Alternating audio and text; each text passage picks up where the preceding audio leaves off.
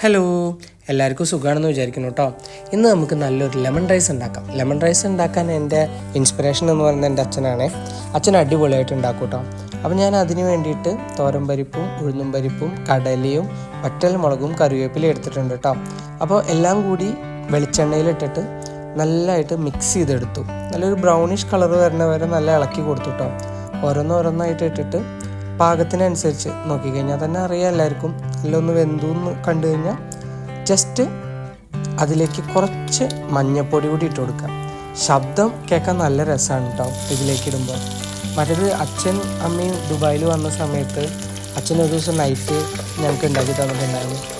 അടിപൊളിയായിരുന്നു കേട്ടോ. വീട്ടിലുള്ളപ്പോൾ അച്ഛൻ ഇങ്ങനെ വെറൈറ്റി സാധനങ്ങളൊക്കെ ഉണ്ടാക്കി തരും. അപ്പം ഞാനും ഒന്ന് ട്രൈ ചെയ്ത് നോക്കാം, എൻ്റെ ഭാര്യനെ ഒന്ന് ഇമ്പ്രസ് ചെയ്യാം എന്നൊക്കെ വിചാരിച്ച് ഞാനും ഉണ്ടാക്കിയതാണിത്. കുറേ നേരം നിന്ന് ഇളക്കി മറിച്ച് അതിനുശേഷം ചോറ് ഞാൻ ഓൾറെഡി ഉണ്ടാക്കി വെച്ചിട്ടുണ്ടായിരുന്നു കേട്ടോ. അതുകൊണ്ട് പിന്നെ ബുദ്ധിമുട്ടില്ല. ആ ചോറ് എടുത്തിട്ട് നൈസായിട്ട് ഇതിലേക്ക് അങ്ങോട്ട് ഇട്ട് കൊടുത്തു.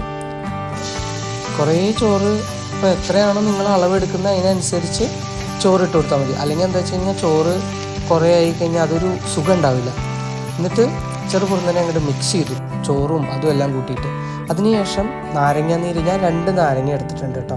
2 നാരങ്ങ എടുത്ത് പിഴിഞ്ഞിട്ട് ആ നാരങ്ങ നീരും കൂടി ഇതിലേക്ക് മിക്സ് ചെയ്ത് കൊടുത്തിട്ട് നല്ല ഇളക്കിയിട്ട് അതിൻ്റെ മുകളിലൊരു പാൻ വെച്ചിട്ട് 2 മിനിറ്റ് ജസ്റ്റ് ഒന്ന് അടച്ചു വയ്ക്കുക. അതെന്തിനാ വെച്ച് കഴിഞ്ഞാൽ ആ ഇതൊന്ന് എല്ലാത്തിലും ഒന്ന് പിടിക്കാൻ വേണ്ടിയിട്ട് ചെയ്യുന്നതാണ്.